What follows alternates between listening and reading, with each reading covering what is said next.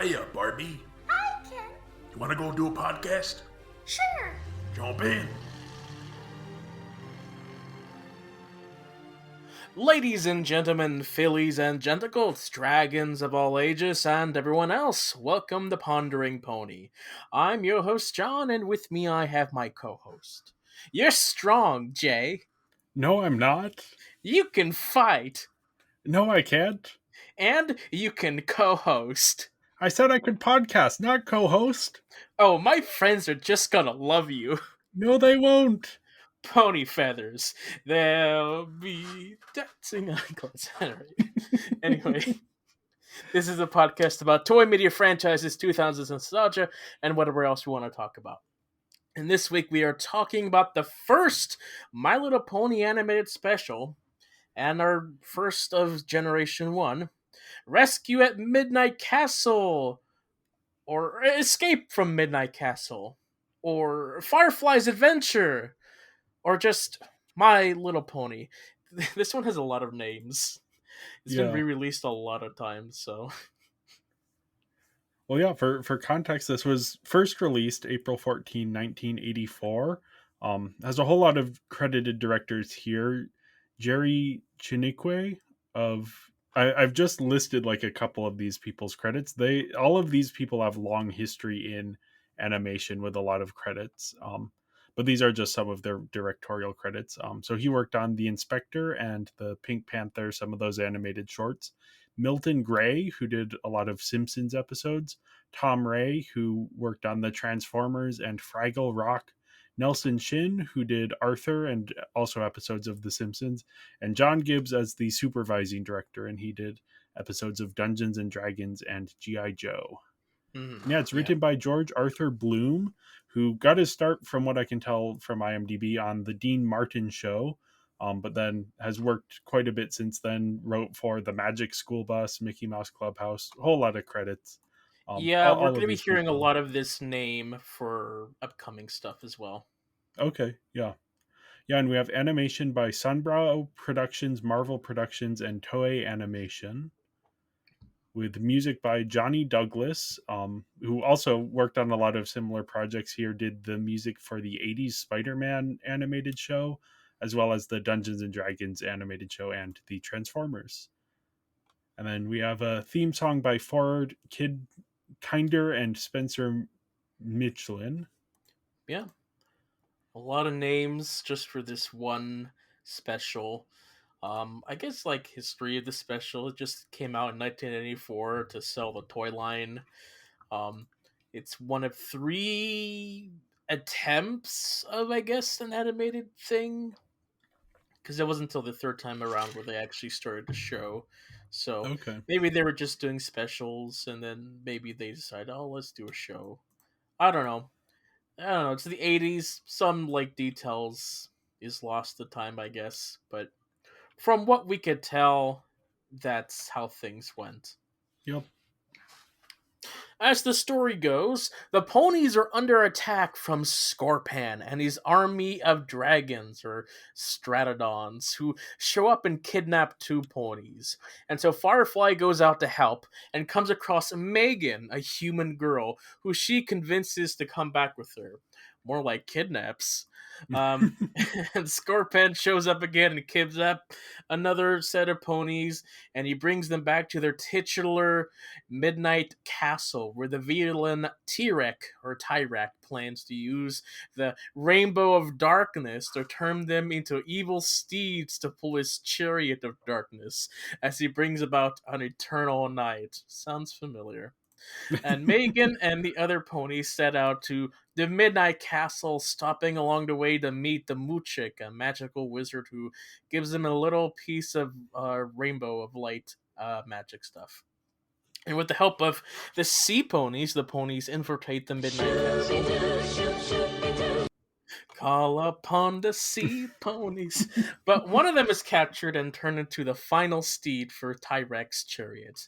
And Megan uses the piece of the Rainbow of Light to transform the Rainbow of Darkness into a giant Rainbow of Light, undoing all of Tyrek's magic and I guess killing him in the process. Yeah, we don't really see what happens to him.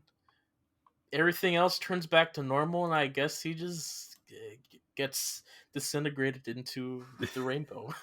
Yep. Unlike Nightmare Moon, it gets turned into her like child self. Here, Tarek is just gone.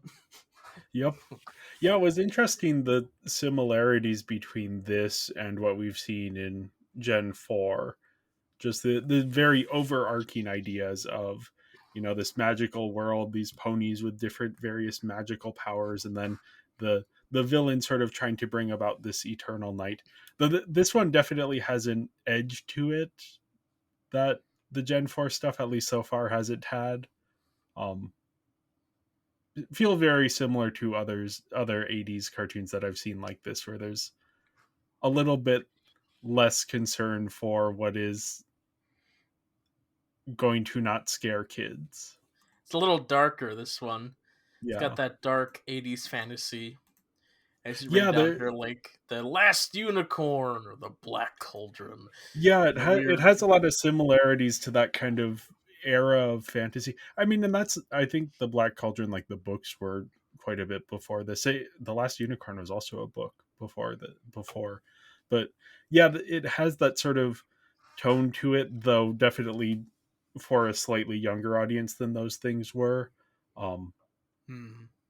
yeah, just this, like, I don't know, there's a vibe to it, to this kind of fantasy world. The scope is very narrowed in on the small group of characters that matter. There's no like big world building, no Lord of the Rings type stuff. It's, hey, here's the good guys and they're in this place, and here's the bad guys, they're in this place, and the good guys must go from the good place to the bad place, and maybe they have like a couple adventures and they meet like various little side characters who don't really like Yeah. factor in much to the overall story, but Yeah. Last night I just rewatched an Ewok adventure, okay. Caravan of Courage, which is kind of similar in a sense where a big monster guy kidnaps people, and then our little characters have to go on a quest. Yeah. Came out the same year as well, so Okay. Yeah, I think this was sort of a very common mode for this kind of story. Um, sure. yeah. Have you seen The Last Unicorn? I saw it once when I was younger, Okay. um, and quite surprised at how not as kid friendly as it is by today's standards. Yeah. um, I will say that that is one of my favorites. Just one that, like, when I watched it as a kid was like, oh, this is really weird and I can't understand why. But then rewatching it at a slightly older age, I was like, oh yeah, this is something very special. And yeah, it has such a weird melancholy tone to it. Um, hmm, which, yeah, this Podies one does not have that at all, but it does have, like, I mean, the evil layers are very similarly designed. Sort of this giant spiky dark castle by the sea that almost looks like if you ever go to the beach and you make those like sand castles where you pull up some wet sand and then drip it. It has that look to it. sure. Yeah. And the heroes sort of sneaking in and sneaking around the castle. And yeah, I mean, that's also, Black Cauldron has a lot of that. um and again, that one is also sort of weirder in tone. I probably don't like that one. If I'm ranking these three projects that I'm just comparing here, I would definitely put The Last Unicorn way at the top, and then Podies a little bit further down, and then Black Cauldron a little bit beneath Podies, solely for the existence of Gurgi, who is the worst character in the existence of cinema. Garge. Yeah, Yeah. our precursor to Gollum.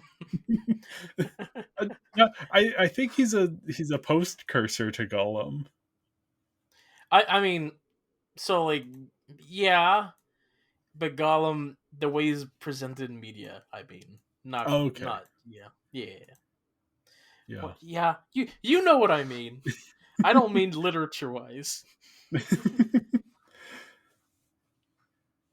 Yeah, Um, it's just this really odd story that, yeah, it's not really, I mean, it is kind of exactly what I expect from an 80s fantasy movie. But with the reputation that My Little Pony had, especially pre Friendship is Magic, this was definitely not what I would have expected. Yeah, it's always one that shocks everybody when there was like, oh, what was the first My Little Pony thing like? It's like, oh, it's a little darker, and you have this like villain who's like threatens to chop off Spike's head. It's like, oh, okay, for the kids.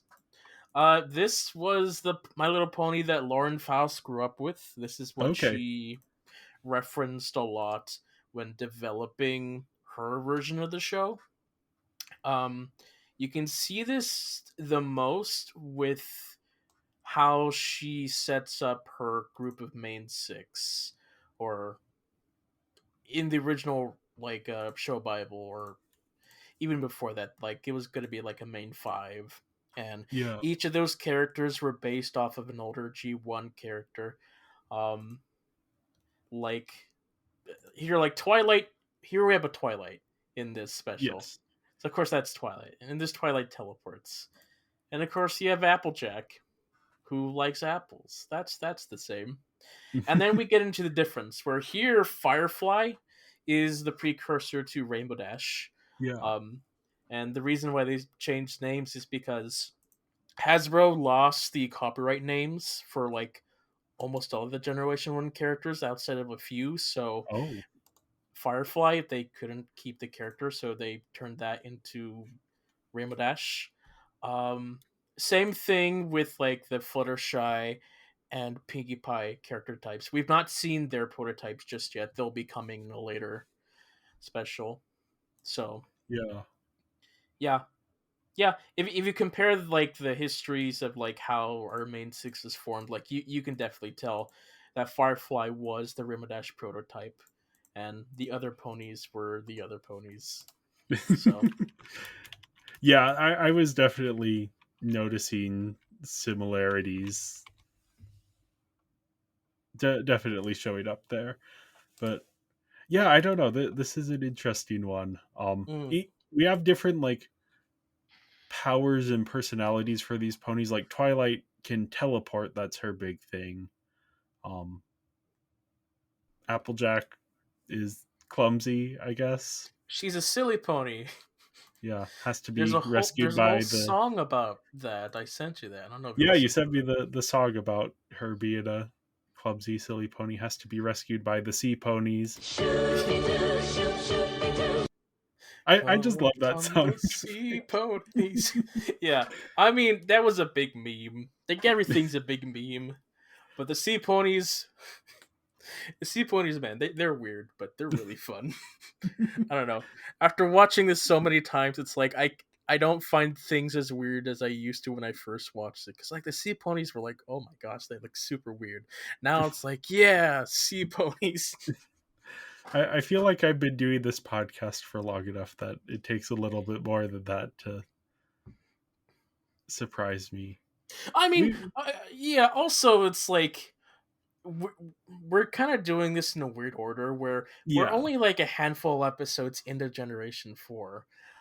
Whereas typically people only go back once they're like caught up.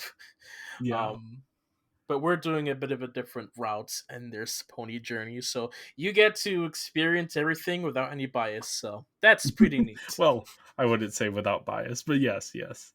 With Um, less bias than what I would have had, yeah. where it took me 10 years to get into this because hey, I started watching the show last year. I did a whole reaction to that. You can go check that out on my YouTube channel, Lego JPL Studios, as well as my ranking video for all those G1 episodes. It's all there.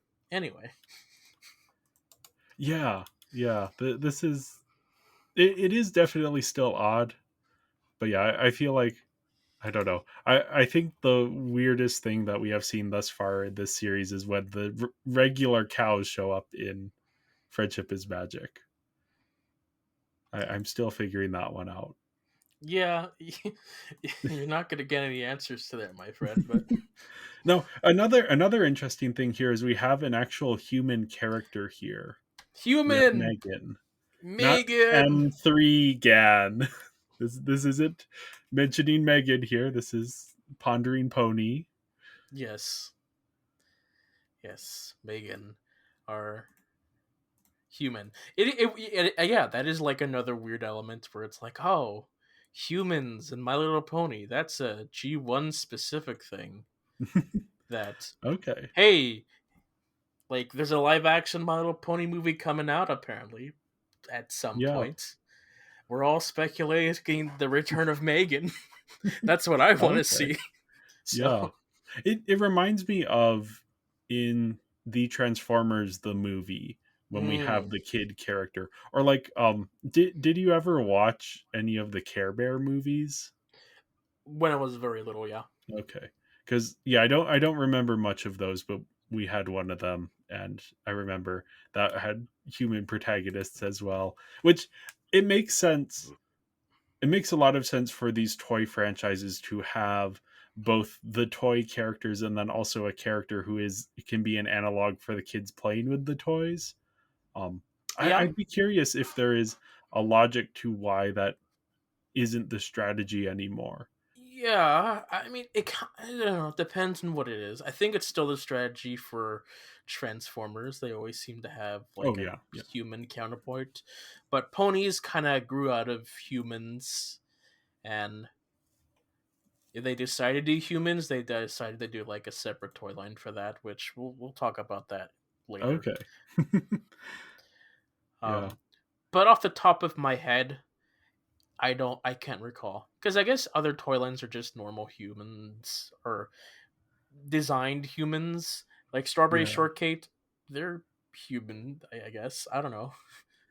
yeah. But then you have like the as I like to call it, My Little Turtle, um, T- Teenage t- Mutant Ninja yeah, Turtles. Where it's like, yeah, there are human characters, but those aren't the like the character.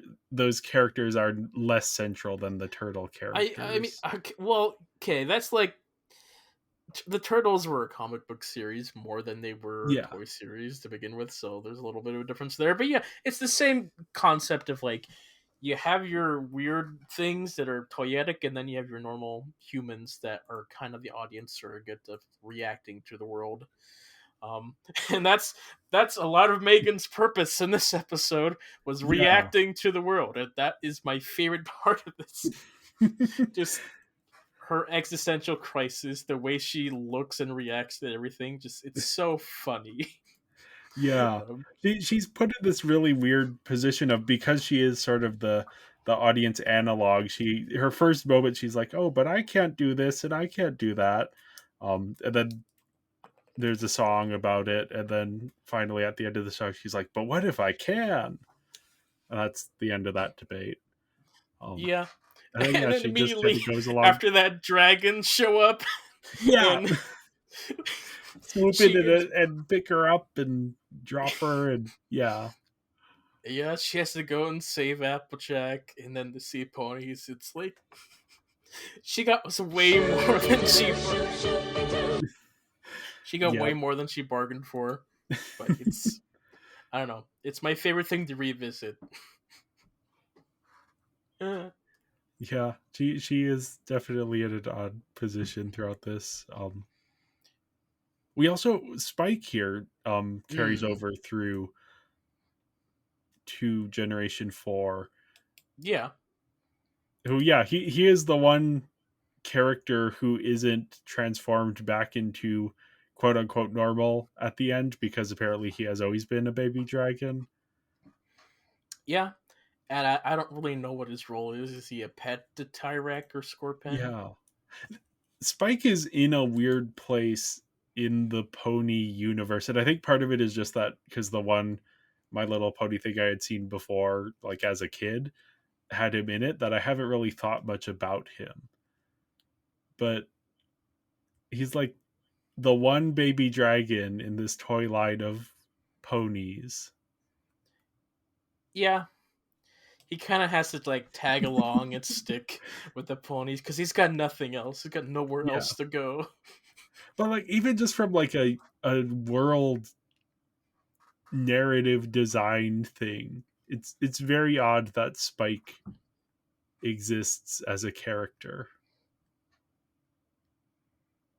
But I I'm guess it sure. goes back to this short and him being a popular enough figure to warrant I, his return. I don't know if it's like a popular enough figure. It's just like, oh, he's one of the only things we've retained the rights to from this first thing. Okay. Well, might as well use him. So it's Yeah. like him and Applejack are really the only things that's kind of remained. Yeah. I wonder what the decision making process was behind all of that. But yeah, the villain here we have Tyrak. Tyrak. I mean, it's well. Before we do that, we have Ember, the small pony here. Oh yeah. She I don't didn't leave much of an impression on me. She's got big dreams. It's like, Sure. Twilight, will I be able to fly? We opened this thing with her jumping off a cliff, like, yeah, I'm gonna fly, and then having to be rescued. She doesn't realize that she's just an earth pony and doesn't have any special She's ability. not special like all of the other ponies. Yep. That's She, something that has occurred to me with Generation 4 of like, oh yeah, some of these ponies have magical horns and some of them have wings, and then some of them just don't. yeah, that it's part of the race debate for Oh no, that's my favorite words to hear when I bring something up.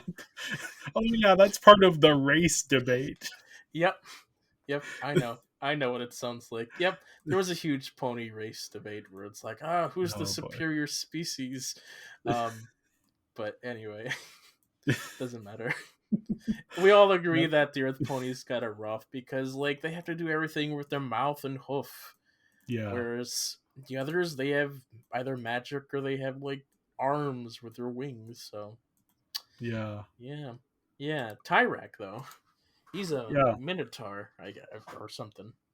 Centaur-ish cuz he has the So yeah, centaur, not a minotaur. yeah, he is not interest. He's just like a generic villain. But he's a cool looking villain. Sure. Yeah. Yeah. Yeah. For some reason, like he has to have this chariot with ponies. Yep.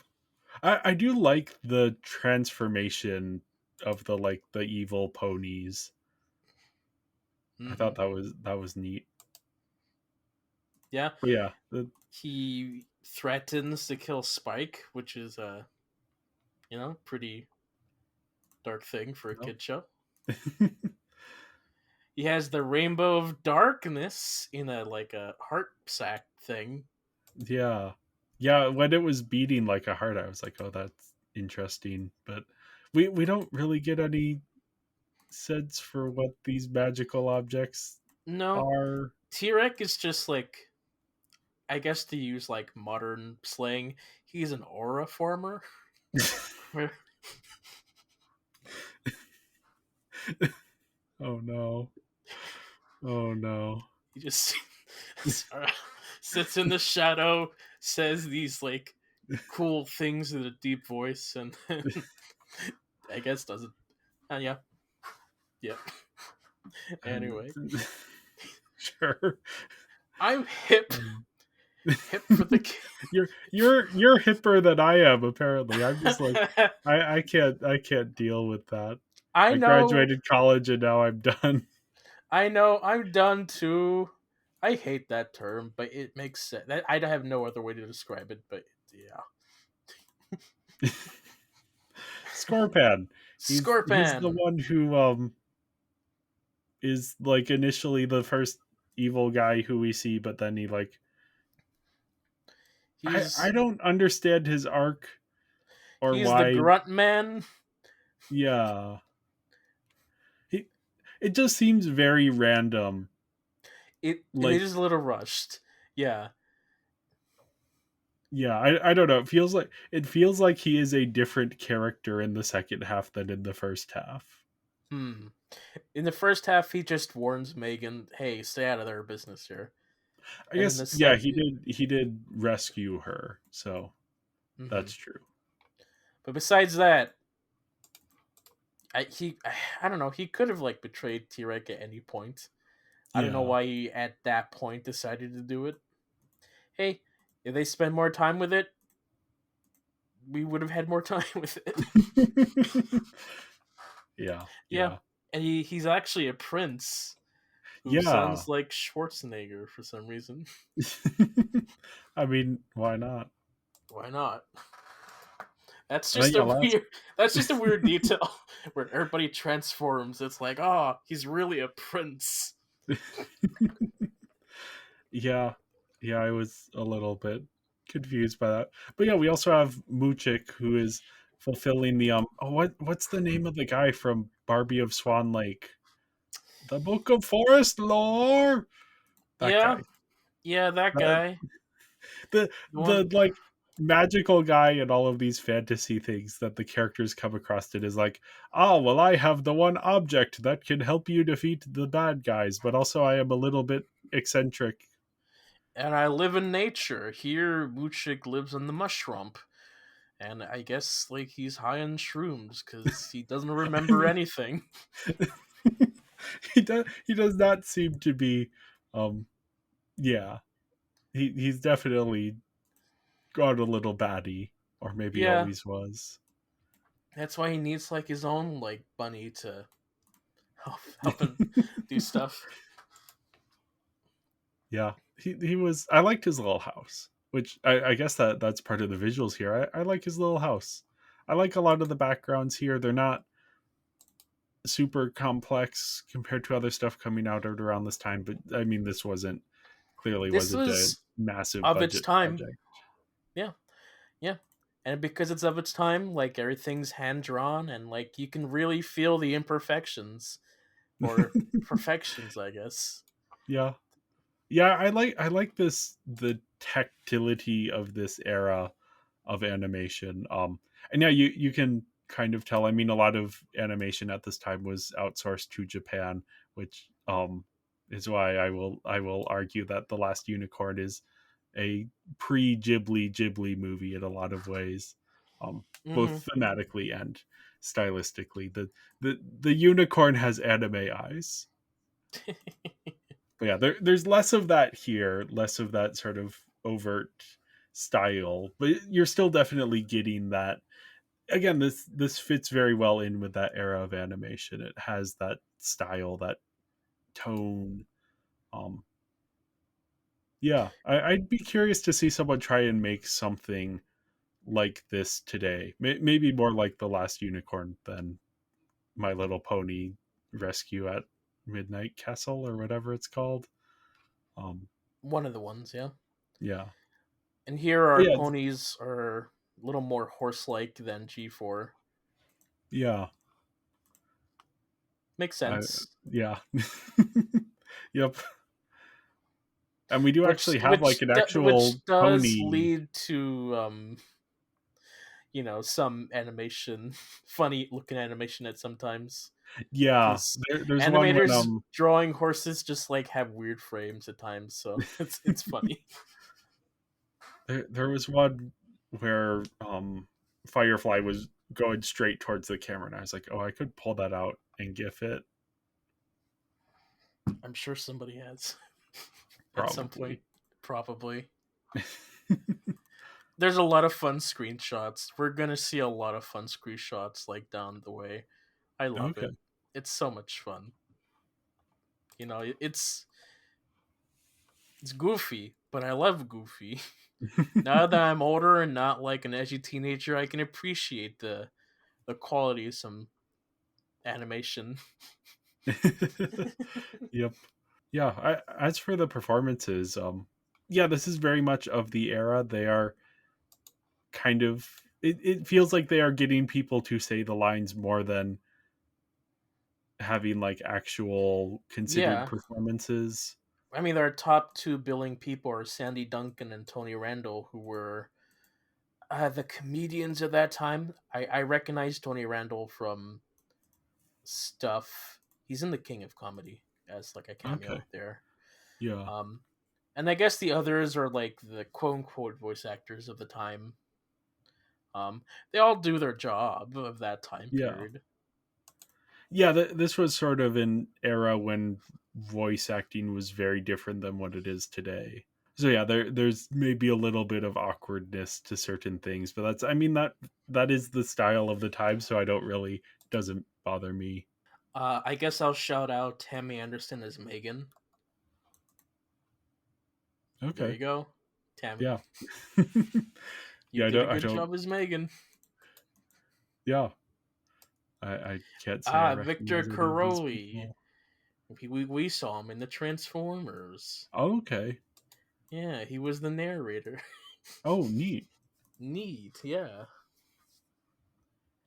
And I'm sure if we looked up the others, we'll find things we probably have not seen them in. Yeah. Yeah, I didn't have time to look into it, but yeah, I mean, yeah, I don't have any complaints about the voice performances, but they are very different than what you would see in a more modern show. Um, Hmm. yeah, as for the sound, we actually have a few songs. We have the theme. I like this theme more than the Gen 4 theme. I find Okay. the Gen 4 theme a little bit like, I have honestly been muting my TV when the theme song plays. Whoa! Whoa! What? You're not watching it every time? Dude, that is. It's You because it know, plays on the DVD menu, and then it's just like it's all over the place, and it doesn't have some inspire me. pride, man. The funny thing is, generally, I am a never skip intro type of person, but with this one, it's Uh, just it's not quite doing anything for me. This Gen 1 theme, I think, is more. I like it a little bit more. The Dancing on classic. Air song um was giving me, maybe it's just because I recently saw this, but it was feeling a little bit Sound of Music-y. I probably just, that's, I guess that's quite a few years earlier, but it's that general era of musical making. Yeah, yeah, Just, yeah, the more way it is integrated and the way it is, classic. yeah. And then of course we have the Sea Call Ponies. upon the sea ponies when you're in. Alright. Yep. That's just a fun little piece of rainbow. Yeah. Yeah, that is.